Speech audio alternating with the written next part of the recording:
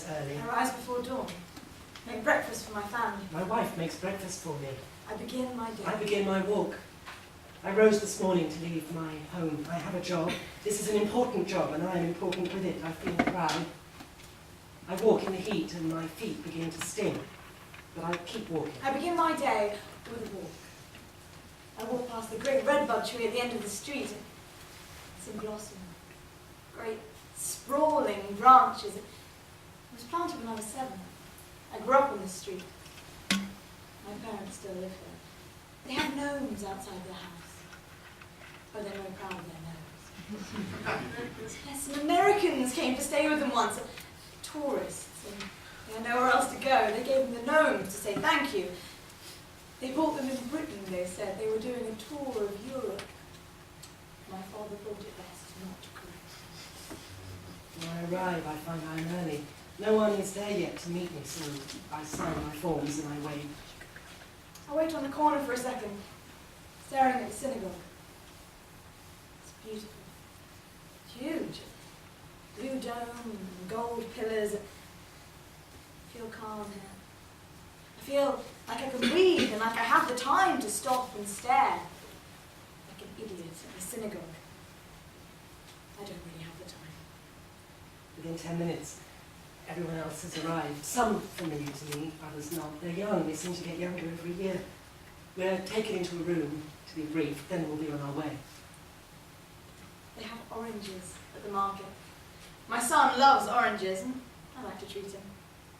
He's bullied by both his sisters, and, well, that upsets him. I buy 7 oranges in total, along with the rest of the shopping, and it's time to go home.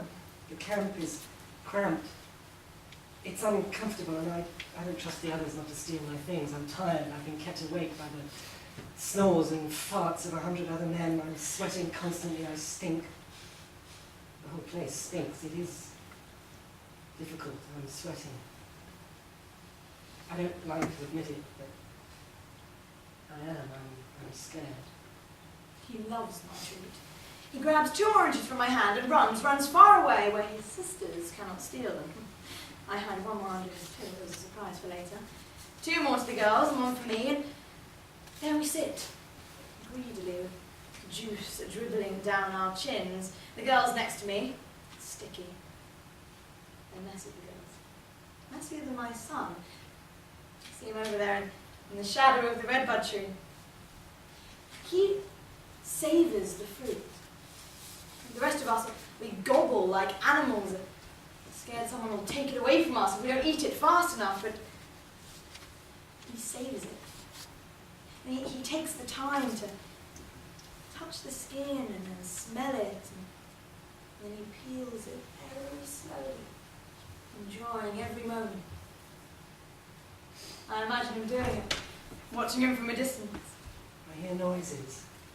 When I rise, it's time to get up. I'm late. I jump up, knock a paper onto the floor, stop, pick it up. This is precious to me. I have a photograph of my daughter, which I keep under my pillow.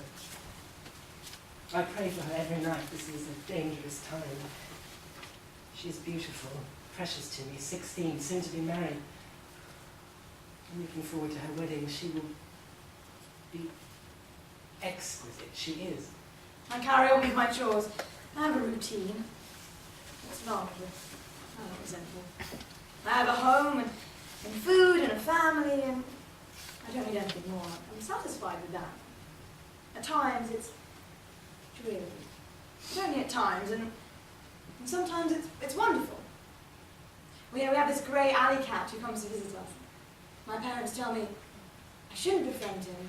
Cats are dirty creatures, they carry disease. But I tell them it's him who befriended me, and, well, it's not right to turn your back on a friend in need. Anyway, the children adore him, so he stays. It is time. We have waited here for longer than I expected. We've honed our skills and we are ready. Now we have a task. I am certain I will perform well. I am ready for this. More time, more work, more sweat and snoring, until I feel I cannot bear it anymore. When it is over, we're free to return home. We've done our service, we have done well, and now we are rewarded with some freedom. I'm glad I will see my family again. No more need for pictures, I have them in the flesh. The cars are coming tomorrow. I'm happy. The cars come. The breeze is welcome as we start to drive. We pass through fields, leave the camp. The journey is long. One of the men passes an orange round the group. I take a segment, eat it gratefully. Tastes of home. We drive through a city which was hit. The synagogue has been destroyed. Half its blue dome remains hanging, but this is bad. The buildings are barely standing. Tree is on the ground, charred, a red bud, I think, or is it? It's difficult to tell. It looks like a red bud, a Judas tree. I think I see a child's head. I immediately react. My colleague notices it isn't a child at all. It's a stone ornament, ugly, not anything I was familiar with, a statue of a very small man. It isn't attractive. I'm glad my wife isn't fond of ornaments. I'm shocked by this street. It's been destroyed. It looks residential. People might have been there when it was hit. I understand what I'm doing, and I am proud of my job, but I've never seen a bomb site before. I'm shocked. I rise before dawn, make breakfast for my family. I cook with the wife of the family who live next door. She's pleasant, but she lost her husband. Her 2 sons have found work instead. I was lucky mine survived. He was at work at the time, and I was collecting firewood with the girls, and I'd left my son with my parents. They liked to look after him. Well, they spoiled him, so he liked it too. My son. Daughter. My son. My daughter. My son daughter. survived.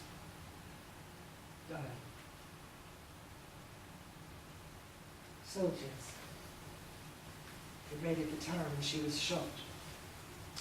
Chest and stomach. Dead within the hour. It happened a fortnight before I returned. He was badly injured. Bleeding. People had pulled him from the rubble. I stayed awake with him, held him, prayed for him, held him. Said goodbye. He was badly injured. There was nothing I could do. There was nowhere I could take him. He died 3 days later. I'm sorry. We were only doing our job. You did nothing wrong. Neither did you.